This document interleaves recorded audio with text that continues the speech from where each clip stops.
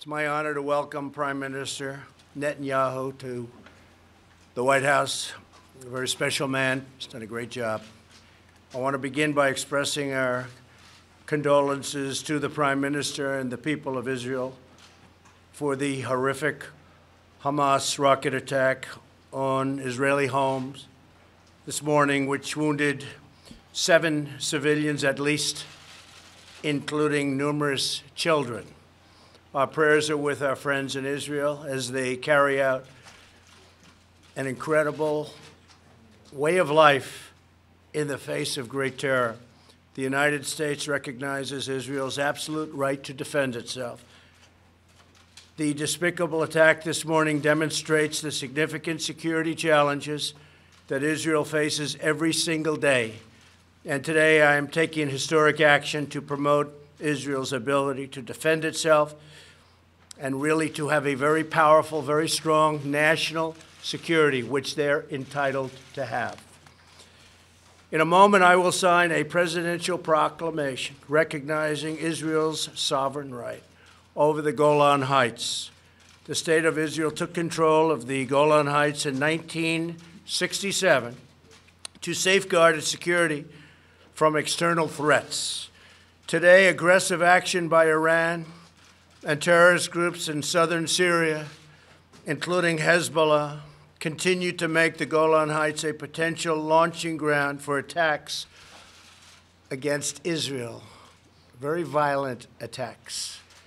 Any possible future peace agreement must account for Israel's need to defend itself from Syria, Iran, and other regional threats. We do not want to see another attack like the one suffered this morning north of Tel Aviv. In our meeting today, the Prime Minister and I will discuss these dangers, as well as several mutual priorities in the Middle East and beyond. We'll be discussing other subjects also, including trade, but we will mostly be discussing this defense and perhaps offense. Under my administration, the unbreakable alliance between the United States and Israel has never been stronger. You read things, you hear things. It's never been stronger. Just remember that. People talk, but it's only talk. Our relationship is powerful.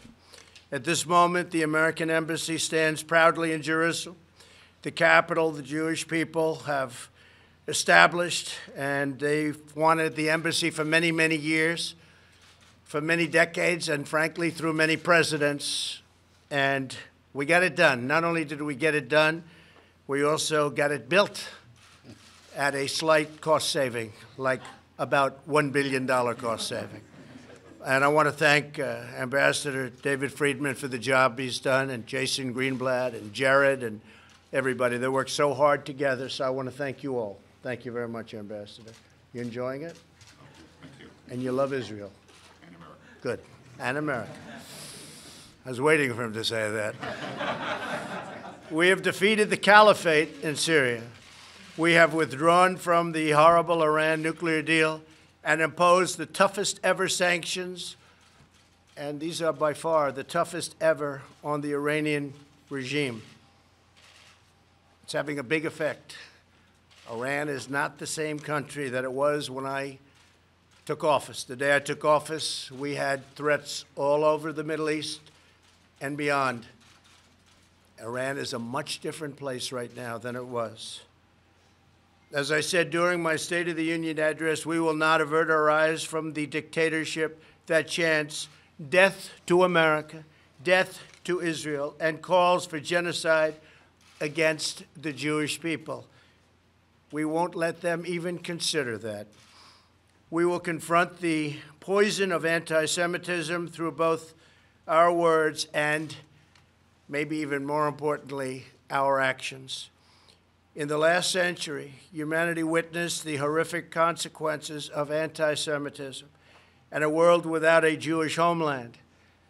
In the wake of those unthinkable horrors, the Jewish people built a mighty nation in the Holy Land, something very, very powerful, something very special and important. Today, Israel demonstrates that incredible possibilities when strong, sovereign, and independent nations chart their own destinies. There can be no better example of greatness than what Israel has done, starting from such a small speck of sand. Israel is an inspiration, a trusted ally, and a cherished friend. The United States will always stand by its side. I'd like to now invite Prime Minister Netanyahu to say a few words. And Bibi and I have known each other for a long time. He's another one who truly, truly loves Israel. I think I can say he also loves the United States. So before I sign the presidential proclamation recognizing Israel's sovereignty over the Golan Heights, I'd like to ask Prime Minister Netanyahu to say a few words. Thank you very much. Thank you. Thank you.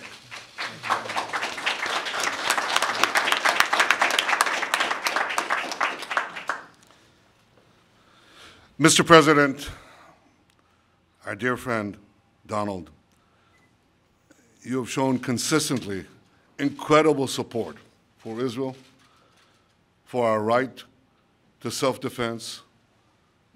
When we exercise that self-defense, you have never flinched. You've always been there, including today, and I thank you. Yesterday, a rocket was fired from Gaza, deep inside Israel. It hit a home north of Tel Aviv. It wounded 7, including 2 small children. And miraculously, no one was hurt. No one was killed. Israel will not tolerate this. I will not tolerate this. And as we speak, as I told you, Mr. President, just now, Israel is responding forcefully to this wanton aggression. I have a simple message to Israel's enemies. We will do whatever we must do to defend our people and defend our state. After this meeting, I will return home ahead of schedule to lead the people of Israel and the soldiers of Israel. But before I go, Mr. President, it was so kind of you to invite me to come here. It was so important for me to come here to the White House and to thank you. Mr. President, over the years, Israel has been blessed to have many friends who sat in the Oval Office. But Israel has never had a better friend than you. You show this time and again. You show this when you withdrew from the disastrous nuclear deal with Iran. I remember in one of our first meetings you said, "This is a horrible deal. I will leave it." You said it, you did it. You showed it when you restored sanctions against a genocidal regime that seeks to destroy the one and only Jewish state. You said, "I will restore those sanctions." You said it, and you did it. You showed that when you recognized Jerusalem as Israel's capital and moved the American embassy there and gave us a tremendous ambassador. You said it, you did it. And you've showed it once again today, Mr. President, with your official proclamation recognizing Israel's sovereignty over the Golan Heights. Mr. President, ladies and gentlemen, this is truly a historic day. For 2 decades, from 1948 to 1967, Syria rained deadly fire from the Golan Heights on Israel's citizens below. A generation of Israeli children lived in constant danger. And then, in 2 glorious days, in June 1967, the brave soldiers of Israel scaled those daunting heights and liberated the Golan. This has profound meanings for all Israelis and for me personally. One of those brave soldiers was my brother, who was wounded in battle 3 hours before the end of the war. And a few years later, as an officer in a special unit, I led my soldier into a covert mission into Syria. And as we came back to the Golan, to Israel, we nearly froze to death in a blinding snowstorm. Well, as you can see, I'm still here. But at that point, in 1967, Israel seized the high ground, which has since proven invaluable to our defense. Because in 1973, Syria launched a surprise attack against Israel.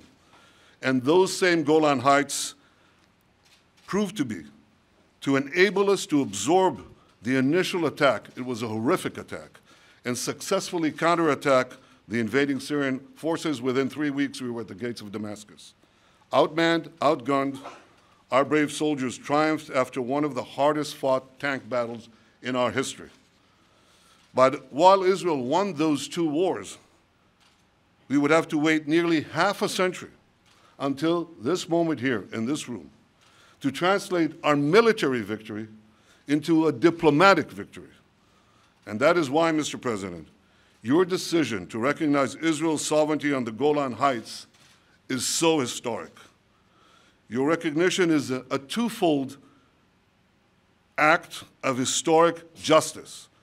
Israel won the Golan Heights in a just war of self-defense, and the Jewish people's roots in the Golan go back thousands of years. In the long sweep of Jewish history, there have been a handful of proclamations by non-Jewish leaders on behalf of our people in our land. Cyrus the Great Persian king, Lord Balfour, President Harry S. Truman, and President Donald J. Trump. And you, Mr. President, you've done it not once, but twice, with your bold proclamation on Jerusalem and with your bold proclamation today on the Golan. Your proclamation comes at a time when the Golan is more important than ever for our security, when Iran is trying to establish bases in Syria to strike at Israel. From across the border in Syria, Iran has launched drones into our airspace, missiles into our territory. Mr. President, just as Israel stood tall in 1967, just as it stood tall in 1973, Israel stands tall today. We hold the high ground, and we shall never give it up. Mr. President, we have a saying in Israel. I'll say it in Hebrew. It says, Ha'am im ha-Golan. That means the people are with the Golan. But thanks to you, we now know that there are 2 peoples who stand with the Golan, the people of Israel and the people of America. So on behalf of all the people of Israel, thank you, President Trump. Thank you for your leadership. Thank you for your friendship. And thank you for all you have done to make the alliance between America and Israel stronger and greater than ever. Thank you, Mr. President. Thank you very much.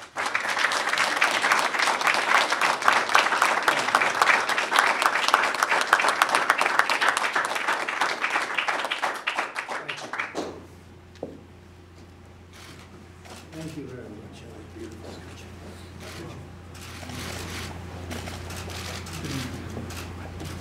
So this was a long time in the making. Should have taken place many decades ago.